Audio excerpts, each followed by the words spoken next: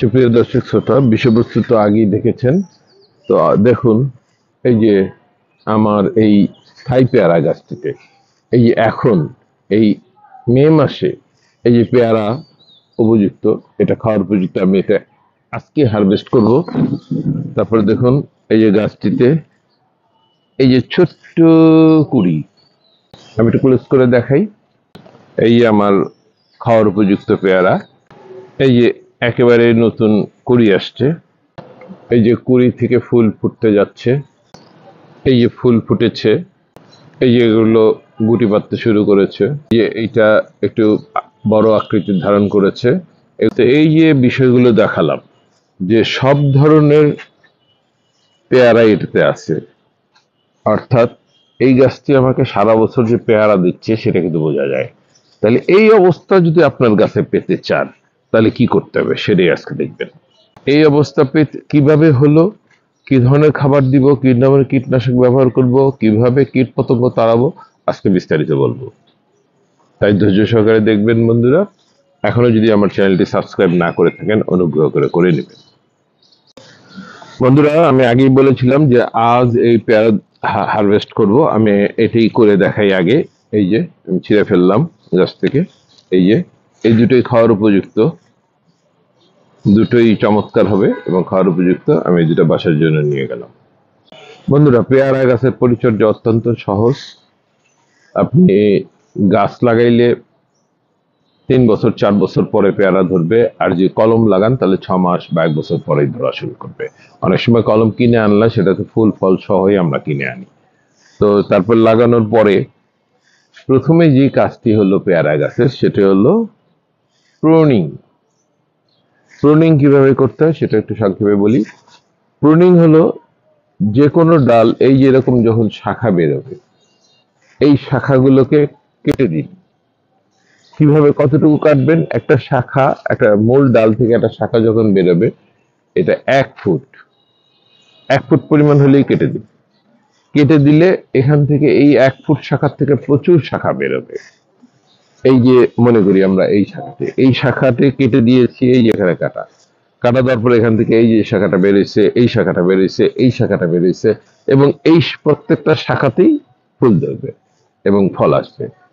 বন্ধুরা, গুরুত্বপূর্ণ যে টিপসটা, পেয়ারা গাছে কিন্তু কখনো পুরাতন ডালে পেয়ারা ধরে না, এটা নতুন ডালে ধরে, অর্থাৎ নতুন যে শাখাগুলো বেরোবে তাতেই ধরবে। তাই এটা সাধারণত অক্টোবর, নভেম্বর, ডিসেম্বর, জানুয়ারি, এই 4 মাসের মধ্যে যখন দেখবেন আপনার ফল কম আছে বা একেবারেই নাই, তখন পুরো গাছটা ছেটে দেন। এটাকে প্রুনিং বলে। পুরো গাছটা ছেটে দেন। এই ছেটে দেওয়ার অর্থ হলো কোথাও ডাল কেটে বেশি যা আছে বাড়তি সব কেটে ফেলুন, এরপর নতুন ডাল গজাবে, এরপরে ফুল ফল আসবে, এরকম ফুল ফল এসে ভরে যাবে। লক্ষ্য করুন যে আমাদের পেয়ারা গাছগুলিতে সাধারণত পোকা হয়। এটা পেয়ারা গাছে পোকা হবেই, বিশেষ করে এই থাই, কাজি পেয়ারা এগুলিতে আরো বেশি হয়। তো এই পেয়ারা পোকা রোধ করার উপায় কি? আমি যেটা করেছি, এই যে লক্ষ্য করুন, আমি যেটা করেছি, যেটা পলি নিয়েছি, পলি নিয়ে পলির এই যে নিচের অংশে এ মাথায় একটা, এ মাথায় একটা, এই দুইটা অংশে দুইটা ছিদ্র করে দিয়েছি। বল পেনের মাথা দিয়ে, আপনি সুই দিয়ে বা যে কোনো কিছু দিয়ে একটু ছিদ্র করে রাখুন, যাতে বাতাস বা পানি চলাফেরা করে। পানি কেন, এটা বেঁধে দেওয়ার পরে এখানে যখন বৃষ্টি বা কুয়াশা পড়বে, তখন এই পানিটা কিন্তু ভিতরে ঢুকে আটকে থাকবে। পানি আটকে থাকলে এই ফলটা যদি পেকে পড়ে যায়, তাহলে ফলটা পচে যাবে, পানির সংস্পর্শে আসলেও পচে যাবে, নানান ঝামেলা। এই জন্য একটু ছিদ্র রাখুন। এতে উপকারিতা আরেকটা আছে, সেটা হলো এখান দিয়ে বাতাস চলাচল করবে। আপনার এই ফলটা যখন এই পলির ভিতরে থাকবে, তখন সে আলো বাতাস পাবে, তখন ভালো থাকবে। আচ্ছা, কখন বাঁধবে? এখন প্রশ্ন হলো কখন এই আকৃতি। এই এই যে লক্ষ্য করুন বন্ধুরা, এই যে আমি দেখাচ্ছি, এই যে আকৃতিটা লক্ষ্য করুন। যখন আপনি থাই বা কাজি পেয়ারার বেলায় এই সাইজটা হইলেই বাঁধবেন। এটা হলো মার্বেলের চেয়ে একটু বড়। দেখুন সাইজটা তো আপনারা বুঝতে পারছেন। এই সাইজটা হইলে এই ধরনের পলি দিয়ে বেঁধে ফেলুন।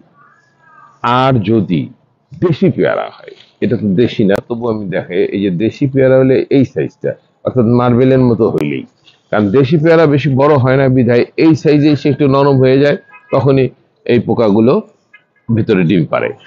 আর আর থাই পেয়ারা একটু বড় সাইজ হয় বলে সে একটু নরম হতে সময় নেয়, অর্থাৎ ওই সাইজ হওয়ার পরে একটু নরম হয়, তখনই পোকাগুলো ভিতরে ডিম পাড়ে। তো এই জন্য এই সময় এটা করতে হবে। যদি কেউ কীটনাশক ব্যবহার করেন তাহলে যে কোনো দোকানে গিয়ে আপনি বললেই দেখবেন যে ভালো মানের ভালো ব্র্যান্ডের কীটনাশক ব্যবহার করবেন। আমি তো অর্গানিক কীটনাশক ব্যবহার করি, আমি নিজেই তৈরি করে। তবে পেয়ারা গাছে আমি অর্গানিক কীটনাশকে এটা সামলাইতে পারি না, অর্থাৎ পোকা বন্ধ করতে পারি না বিদায় 100%। আমি সেই পদ্ধতি বন্ধ করে দিয়েছি, এখন আমি পলি পদ্ধতিতেই এটা করি। বন্ধুরা আসুন এবার খাবার কিভাবে দিবেন। খাবার দেওয়ার বিভিন্ন গাছ এবং তার পরিবেশ এবং টব, বিশেষ করে আমাদের ছাদ বাগানের জন্য টব বা ড্রাম ব্যবহার করি, এই পরিস্থিতি অনুযায়ী খাবার দিতে হবে। তো পরিস্থিতি দেখাই, পাশাপাশি খাবারগুলো বলি। বন্ধুরা এই ধরনের ছোট গাছের বেলায় খাবার দিতে হবে কিভাবে। এই যে গোড়াটা পরিষ্কার করে নিন আগে, কারণ আমরা গোড়াটা মালচিং করে রাখি। এই মালচিং সম্পর্কে তো এখন আর বলা দরকার নাই, সবাই আমরা জানি। তো এই মালচিংটা সরিয়ে ফেলতে হবে। মালচিংটা সরিয়ে দেখেন এটা ভিজা ভাব রয়ে গেছে একটু। ছোট গাছের বেলায় কিন্তু এটা একটু হালকা করে কুচিয়ে নিন। প্রয়োজনে এখান থেকে 2 ইঞ্চি পরিমাণ মাটি তুলে ফেলুন, তুলে ফেলে তারপরে এখানে খাবার দিন। বন্ধুরা এই যে আমি আমার অর্গানিক খাবার দিয়ে দিব 1 ইঞ্চি করে, অর্থাৎ এই জাতীয় একটা এরকম ছোট একটি গাছ যদি থাকে তাহলে এনে 1 ইঞ্চি পরিমাণ অর্গানিক খাবার দিয়ে দিন। এই অর্গানিক খাবার আমি কিভাবে তৈরি করি সেটার লিঙ্কটা দিয়ে দিব, প্রয়োজন মনে করলে আপনারা দেখে নেবেন।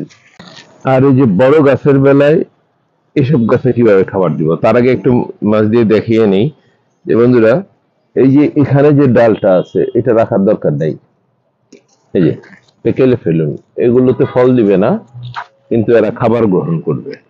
এই ধরনের যেসব পুরাতন ড্রাম বা পুরাতন টব যেগুলো আছে সেগুলিতে আমরা কিভাবে খাবার দিই।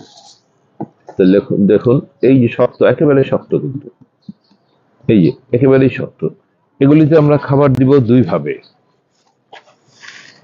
আমরা উপর থেকে মাটি কেটে 1 ইঞ্চি পরিমাণ তুলে ফেলবো, তারপর খাবার দিব, অথবা এখানে তরল খাবার দিব। তো তরল খাবার কিভাবে তৈরি করি সেটাও আমি লিঙ্কটা দিয়ে দিব। তরল খাবারের মধ্যে রয়েছে তরল গোবর, তরল কিচেন কম্পোস্ট। এই দুটা কিভাবে তরল তৈরি করে দেখিয়ে দিব, আপনারা সেভাবে দিতে পারেন। দর্শক মণ্ডলী, আপনারা দেখলেন পেয়ারা গাছে আমরা কিভাবে পরিচর্যা করলে এই ধরনের পেয়ারা পাবো। বন্ধুরা একটু যত্ন নিয়ে এইভাবে পরিচর্যাগুলি করুন, আপনার ছাদ বা আপনার বাগান বা আপনার বাড়ির আঙ্গিনা এই পেয়ারা গাছের পেয়ারাতে ভরে উঠবে। এখনো যদি আমার চ্যানেল সাবস্ক্রাইব না করে থাকেন অনুগ্রহ করে নেবেন। দেখা হবে পরবর্তী কোনো ভিডিওতে। সে পর্যন্ত সুস্থ থাকুন, ভালো থাকুন এই কামনায় আমি জাহিদ আহমেদ আমার ইউটিউব চ্যানেল জাহিদ ইটিসি থেকে এখনকার মতো বিদায় নিচ্ছি।